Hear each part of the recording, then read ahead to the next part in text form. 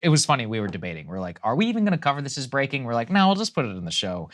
Because let's be honest, we all knew it was gonna happen anyways. Mike Pence, the former Vice President of the United States, is dropping out of the 2044 race. Let's take a listen.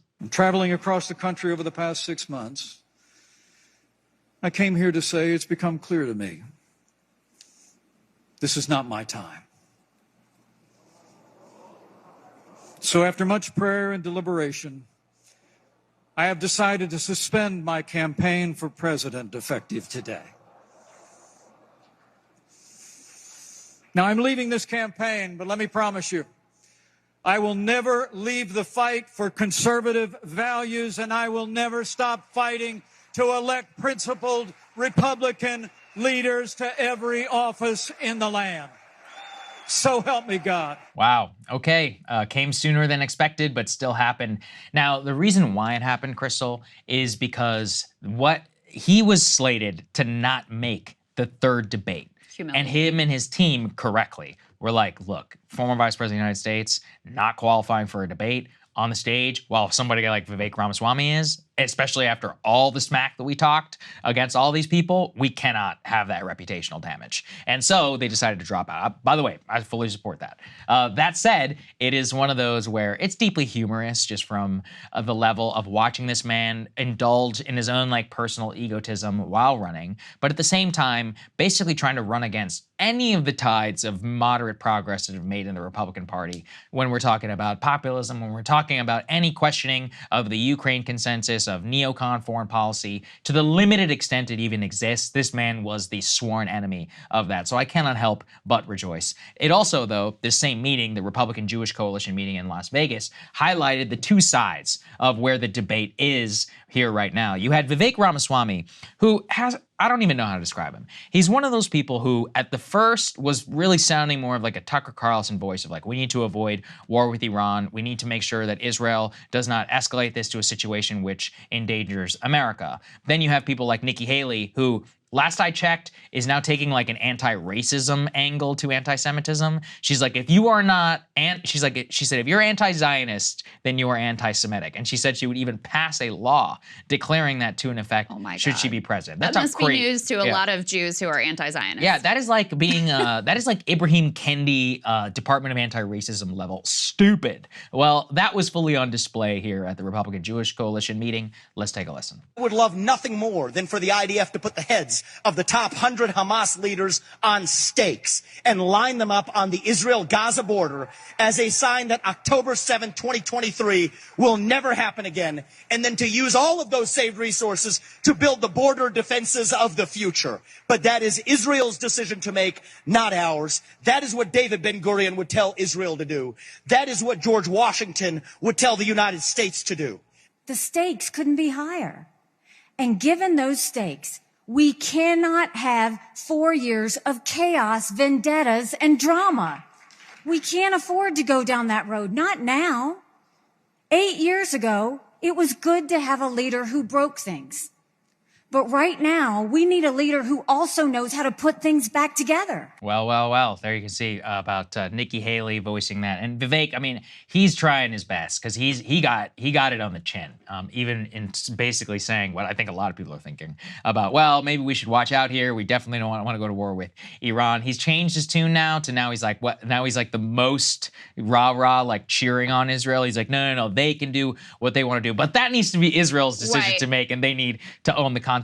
Honestly, I do think it is a smart rhetorical play. I think it's the only one that you can exist as a capital R Republican in the party at this point, because the level of pushback to the very basic raising of concerns, it's not possible right now in the Republican Party or even in Republican media. I mean, oh my goodness, I have never seen these people come out, with their knives for anything more than they did for Vivek at that time. Just being like, hey, we should watch out a little bit here. Who knows what's going to happen? That's too much for most of these people. Listen, and he had to know that it was going to be a provocative I wish he just stance that he took. Right. So if you're going to take a provocative stance, like be ready to take the heat and defend it. But you can see the rhetorical approach that he's taking here of basically like, let me say the most blood bloodthirsty shit anyone's ever heard, Right. and then use that as like a distraction from my like, and we should kind of stay out of it maybe. Right. Anyway, back to the heads on the pikes, am I right?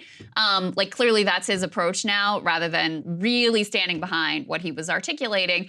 And you even saw Trump. Remember Trump, who has this personal, now he's like mad at Bibi because Bibi said Biden won the election. And so he's got this like personal grievance thing now with Netanyahu. And so he made some critical comments of him right after October 7th, which, by the way, puts him in line with like literally 90% of Israelis. Yes. But here in the U.S., there was this whole freak out. How dare you criticize Netanyahu? How could you say anything bad about Netanyahu at this moment, et cetera, et cetera?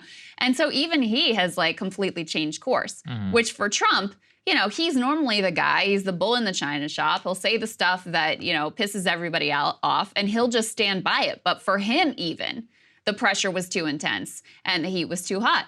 And so in terms of the Republican Party, like any sort of divergent views they may have on Ukraine or, you know, other foreign policy approaches, Afghanistan at times, they've said certain things. All of that is completely out the window when it comes to Israel. Yes. Completely out the window. They are completely lockstep. You know, there's so much belligerent talk with regard to Iran. There was actually one Republican who did vote against the Israel resolution that had that belligerent language about Iran. That was Thomas Massey. He's like dyed-in-the-wool libertarian, but that's it. That's as much as you get in terms of dissent. So it does kind of expose that this idea that there was a new direction towards paleoconservatism or a different approach under MAGA towards foreign policy. Maybe when it comes to Ukraine, maybe when it comes to a couple other issues, but when it comes to Israel, not even a little bit. Well, I think it's fair to put it like every party has a coalitional interest, which exposes a lot, right? So like think like the Squad. You know, we had Rokan on the show. He supports Ukraine to the hilt. Every single member of the Squad votes for Ukraine. On Israel, they're allowed to dissent. You know, I would put it basically as the I wouldn't say they're really allowed. Huh? Because they face a lot of political. Well, they're like facing Summer Lee and Jamal Bowman could very easily lose their seats over their support for Palestine. Absolutely, but they at least feel enough, or let's say they feel convicted enough in order to speak, but they don't feel it on Ukraine, and definitely didn't. So I would just say, like, every party has its own thing, which is going to expose a lot of hypocrisy on this one. And Israel is definitely the absolute third rail whenever it comes to the Republican politics. Yeah, and all their cancel culture, censorship, et cetera, that also out the window. DeSantis now trying to ban any like pro-Palestine group on college campuses in Florida. Chris Christie saying the same thing. Like, I'm for free speech, he said, but this isn't free speech. This is hate speech. That's like the worst of the dumbest like hall monitors who used to exist in the previous Twitter regime. That's a whole other conversation. We can talk about that too. Yes, indeed. But it just exposes there are like 3 people who are actually committed to free speech. Absolutely. Hey guys, if you like that video, go to breakingpoints.com, become a premium subscriber, and help us build the best independent media organization on the planet. That's right. We're subscriber funded. We're building something new. We want to replace these failing mainstream media organizations. So again, to subscribe, it's breakingpoints.com.